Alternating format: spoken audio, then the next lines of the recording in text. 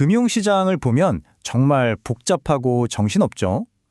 예측이 불가능한 폭풍우 속을 헤매는 기분이 들 때도 많고요. 근데 말이죠. 수많은 사람들은 바로 이 혼돈 속에서 어떤 패턴, 어떤 질서를 찾아내려고 끊임없이 노력해왔습니다. 만약 시장의 움직임 속에 정말로 숨겨진 리듬이 있다면 어떨까요? 오늘 바로 그 질문에 대한 답을 찾아 엘리어트 파동 이론을 한번 파헤쳐 보겠습니다. 이 이론이 어떻게 태어났는지, 그 기본 원리는 뭔지, 그리고 실제 시뮬레이션 결과는 어땠는지, 또 한계점까지 핵심만 쏙쏙 짚어드릴게요. 자, 모든 위대한 이론은 아주 근본적인 질문 하나에서 시작하잖아요? 엘리어트 파동 이론을 탄생시킨 바로 그 질문부터 한번 들여다보겠습니다.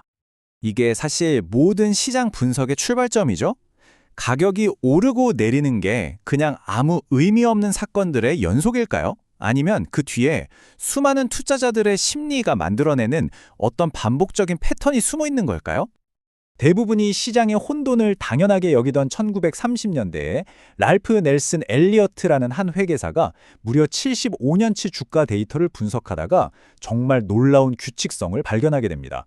그는 시장이 그냥 혼란스러운 게 아니라 사실은 인간의 심리가 만들어내는 어떤 자연의 법칙을 따르고 있다고 주장했죠. 자, 그럼 이제 본격적으로 한번 파고들어 볼게요. 도대체 엘리어트가 발견했다는 그 시장의 리듬이라는 게 뭘까요? 엘리어트 이론의 핵심은 생각보다 간단합니다. 시장의 가격 움직임은 결국 투자자들의 집단 심리가 만들어내는 거라는 거죠. 사람들이 희망에 차서 시장에 뛰어들 때와 또 공포에 질려서 시장을 빠져나올 때 바로 이 감정의 거대한 물결이 차트의 특정한 패턴, 즉 파동을 남긴다는 겁니다. 엘리어트 파동의 가장 기본적인 구조는 바로 이 5-3 구조입니다.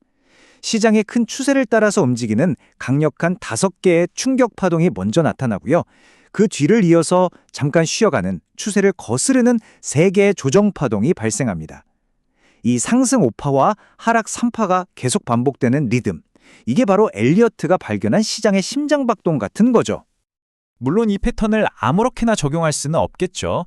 그래서 엘리어트는 이 3가지는 절대 깨지면 안 된다 하는 규칙을 만들었습니다. 이게 왜 중요하냐면 분석가마다 제멋대로 해석하는 걸 막아주는 아주 강력한 필터 역할을 하거든요. 이 중에 단 하나라도 어긋난다? 그럼 그건 엘리어트 파동이 아닌 겁니다.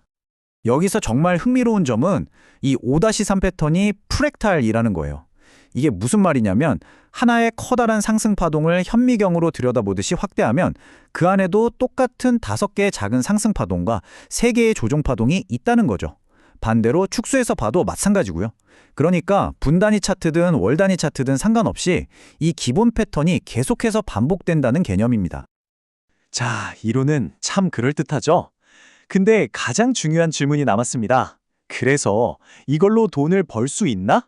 바로 이 질문에 대한 답을 찾으려고 했던 한 연구가 있었습니다. 1994년에 홍콩 중문대학에서 발표된 한 연구 논문이 바로 이 부분에 대한 답을 주려고 했습니다. 연구진들은 엘리어트 파동 이론이 과연 실제 외환 시장에서 예측 도구로서 효과가 있는지 이걸 알아보기 위해서 아주 흥미로운 시뮬레이션을 설계했죠. 연구진들은 4년이 넘는 기간 동안에 독일 마르크달러 시장을 분석 대상으로 삼았어요. 근데 이 이론 전체를 다 적용한 건 아니었습니다.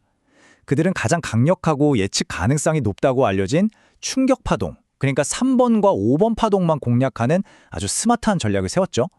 복잡하고 어려운 조정 파동 부분은 과감히 버린 겁니다.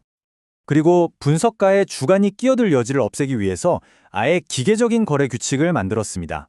예를 들어서 강력한 3번 파동을 잡으려면 그 전에 나왔던 1번 파동의 크기가 충분히 커야 한다는 조건을 걸었어요. 이건 뭐냐면 약한 신호는 다 걸러내고 진짜 의미 있는 움직임에만 들어가겠다는 뜻이죠. 이렇게 모든 걸 수치화해서 객관성을 확 높인 겁니다. 자, 이제 정말 흥미진진한 부분입니다. 과연 이렇게 엄격한 규칙에 따른 거래는 어떤 성과를 냈을까요? 연구진들은 4년치 차트를 정말 샅샅이 뒤져서 자신들이 세운 규칙에 딱 맞는 거래 기회를 찾아냈습니다. 그 결과 수많은 가격 움직임 속에서 단 13번의 진짜 거래 기회를 포착할 수 있었어요. 굉장히 까다롭게 기회를 골라낸 거죠. 자, 이제 결과를 한번 보시죠. 이 시뮬레이션은 $1,000,000, 우리 돈으로 약 13억 원 정도의 초기 자본금으로 시작했습니다. 4년이라는 긴 시간 동안 그 엄격한 규칙에 부합했던 거래는 단 13번뿐이었습니다. 정말 신중한 접근법이죠?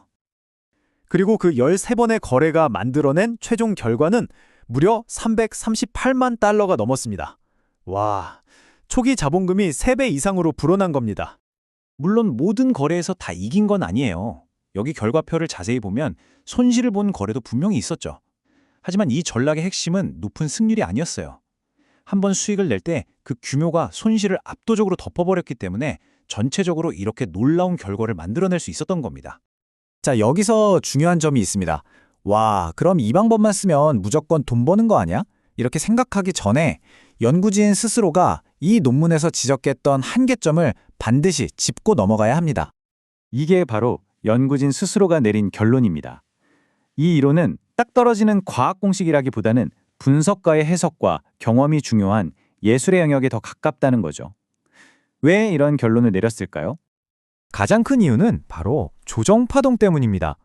상승이나 하락 추세를 만드는 충격파동은 비교적 모양이 명확해서 식별하기가 쉬운 편이에요. 하지만 그 추세를 거스르는 조정파동은 그 형태가 너무나 다양하고 복잡해서 예측하기가 정말 어렵습니다. 그래서 이 연구에서도 애초에 조정파동은 아예 거래 대상에서 빼버렸던 거죠. 그리고 이 이론은 몇 가지 본질적인 한계를 가질 수밖에 없습니다.